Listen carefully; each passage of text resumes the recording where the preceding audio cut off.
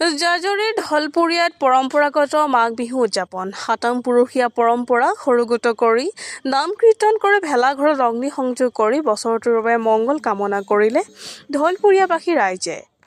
অসমীয়া জাতীয় উৎসৱ তথা বাপতিসাহোন ভোগালী বিহুটি গুৰুজনাৰ জন্মস্থান বটদ্ৰৱাৰ লগতে ঢলপুৰীয়াত সম্পূৰ্ণ স্বকীয় শৈলী তথা সত্ৰীয়া শৈলী পৰম্পৰাগত কাৰ্যসূচীৰে উদযাপন কৰা হৈছে।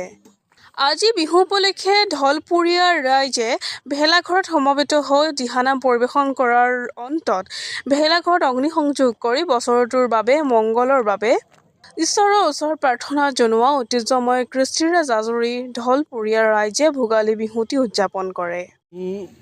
জাজৰি ঢলপুৰীয়া সমূহ ৰাইজ একত্ৰিত হৈ প্ৰতি বছৰে আমি এই মাঘ বিহুত অতি উলহ মালহেৰে গাঁৱৰ সকলো ল'ৰা ডেকা বুঢ়া চেমনীয়া সকলো ওলাই আহে আৰু 10-15 দিনৰ আগতেই নৰা তুলি পথাৰৰ পৰা নৰা আনি সকলোৱে মিলিজুলি অতি উলহ মালহেৰে ভেলাঘৰ মেজি কাঠমেজি এনেকৈ বনোৱা হয় আৰু সেই সকলোবিলাক বনাই উৰুকাৰ আগদিনাখন সেই ভেলাঘৰত আমাৰ ৰাইজৰ ভকতসকলে নাম কীৰ্তন কৰে।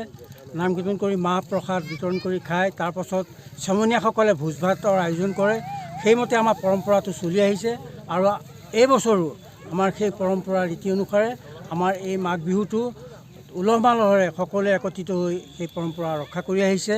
আৰু আজি এই প্ৰথম দিনটোত মাঘ মাহৰ এই প্ৰথম তাৰিখটোতেই আজি সকলো ৰাইজ একত্ৰিত হৈ আজি সমূহ ৰাইজে নাম কীৰ্তন কৰিব আৰু আমাৰ এই ভেলাঘৰৰ সন্মুখত আৰু এই কাঠমেজিত সন্মুখত লৈ নাম কীৰ্তন কৰিব। নাম কীৰ্তন কৰাৰ পাছত সকলো মিলি এই ভেলাঘৰ আৰু এই কাঠমেজিত অগ্নিসংযোগ কৰিব। সকলোৱে সেৱা জনাব আৰু জ্যেষ্ঠজনক কনিষ্ঠজনে সেৱা জনাব আৰু প্ৰত্যেক সন্তানেই নিজৰ ঘৰৰ পিতৃ মাতৃসকলক সেৱা জনাব।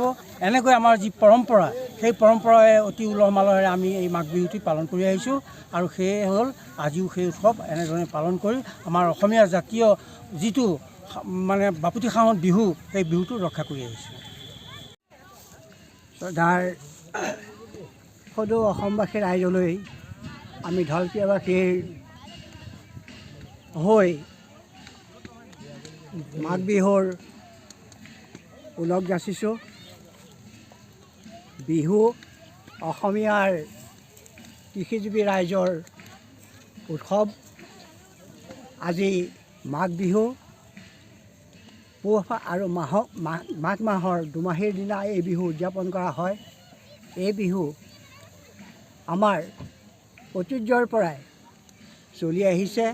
আমাৰ ঢলপুৰীয়াবাসীও অসমীয়াৰ পৰম্পৰা ৰক্ষা কৰি এই বিহু উদযাপন কৰি আহিছে। এই বিহু অসমীয়াৰ সাহস, অসমীয়াৰ আয়ুস ৰেখা, অসমীয়াৰ সমন্বয়ৰ বাৰ্তা। আজি এই বিহুৱে দুমোজাৰ মাজত দুৰ্ভোগৰ মাজত পৰি আজি ইয়াৰ গতি সলনি কৰিছে। ই পৰিৱেশৰ এক পৰিণত হৈছে আৰু ইয়াৰ ৰূপৰেখাও কিছু সলনি হৈ আহিছে। যিয়ে নহওক, এই ৰূপৰেখা সলনি হ'লেও আমি অসমীয়াই কেতিয়াও আমাৰ এই গুৰিৰ শিপাডাল যাতে আমি উভালি পৰিবলৈ নিদিওঁ, তাৰ বাবে আমি সদায় যত্নপৰ হ'ব লাগিব।